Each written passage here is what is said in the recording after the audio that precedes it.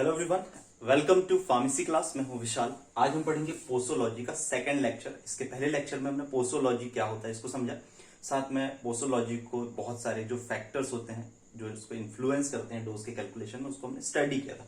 आज हम देखेंगे कि पोसोलॉजी में कौन कौन से फॉर्मूले हैं जो डोज कैलकुलेशन में यूज होते हैं। ये कई बार बहुत सारे कॉम्पिटेटिव एग्जाम्स में पूछे जाते हैं और साथ ही साथ आपको बायो वगैरह में पूछे जाते हैं और एग्जाम्स की थ्योरी वाले पोर्शन में तो ये पूछे ही जाते हैं। तो पोसोलॉजी को हम समझते हैं। पोसोलॉजी का मतलब होता है कि क्वांटिटी ऑफ डोज को कैलकुलेट करना, ये आपका कहलाता है पोसोलॉजी। अब इसको देखते हैं, ये ग्रीक वर्ड से बना है, पोसोस एंड लोगोस। पोसोस का मतलब होता है हाउ मच और अमाउंट या तो क्वांटिटी। लोगोस का मतलब होता है साइंस। तो पोसोलॉजी क्या है? Branch of science of calculation of quantity dose of drug. मतलब डोज और जो आपका ड्रग है उसकी डोज और उसकी क्वांटिटी का कैलकुलेशन जो है पोसोलॉजी के अंतर्गत हम स्टडी करते हैं। बस आपको ये बताना है, जो कि हम डोज जो है पेशेंट को एडमिनिस्ट्रेट कराते हैं to get the desired pharmacological action, एक डिजायर्ड फार्माकोलॉजिकल एक्शन के लिए।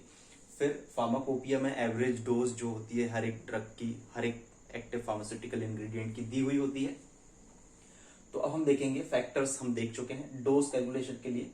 कई जो होते हैं इसमें बेस्ड होते हैं, जैसे कि based on the proportion of to age, age के प्रोपोर्शन के बेसिस में there is some formulas like Young's formula. Young's formula कब यूज करते हैं? 12 ईयर ऑफ एज, जब आपका जो चाइल्ड है उसकी 12 साल तक की एज के लिए कैलकुलेट करना होता है, तब हम यंग्स फॉर्मूला यूज करते हैं। तो ये क्या होता है? डोज फॉर चाइल्ड कैलकुलेट करने के लिए एज, उस बच्चे की एज ईयर्स में कितने साल का वो, और अपॉन में एज प्लस 12 और एडल्ट डोज जो भी उस ड्रग की होगी उसको हम पुट कर देंगे। तो इससे हम यंग्स फॉर्मूला से हम जो है चाइल्ड की जो है डोज को कैलकुलेट कर सकते हैं। Second, Dilling's formula. Dilling's formula में क्या होता है आपका? एज इन ईयर्स, और ये किसके लिए होता है? 4 से 20 एज तक के बच्चों के लिए। ध्यान में रखना है, यहाँ 12 साल तक के बच्चे के लिए, और ये 4 से 20 साल तक के बच्चों के लिए होता है। ये अपॉन 20 आ जाएगा एज इन ईयर्स, जो बच्चा है उसकी एज अपॉन 20, और एडल्ट की जो एवरेज डोज होगी उसको हम रख देंगे। तो हम डिलिंग्स फॉर्मूला के अकॉर्डिंग बच्चे की जो है डोज को कैलकुलेट कर सकते हैं।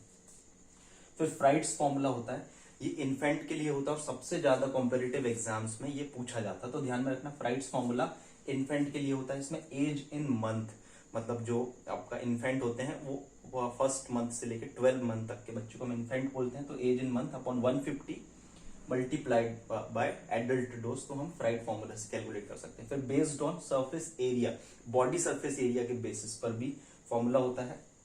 कैजल रूल होता है इसमें, कैजल्स रूल। इसमें क्या होता है? सरफेस एरिया ऑफ पेशेंट या child upon surface area of adult, जो एडल्ट है उसका सरफेस एरिया कितना होता है, into adult dose.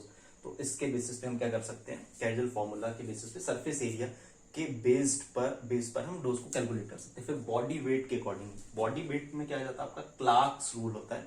Clarks rule क्या होता है?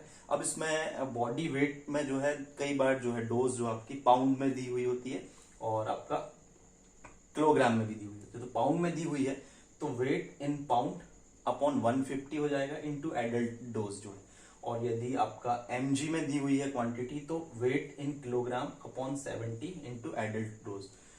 तो ये कुछ फॉर्मूलाज थे जिनको आपको बहुत अच्छे से ध्यान में रखना है। पोसोलॉजी के अंतर्गत हम इन फॉर्मूले को स्टडी करते हैं। So thank you and all the best.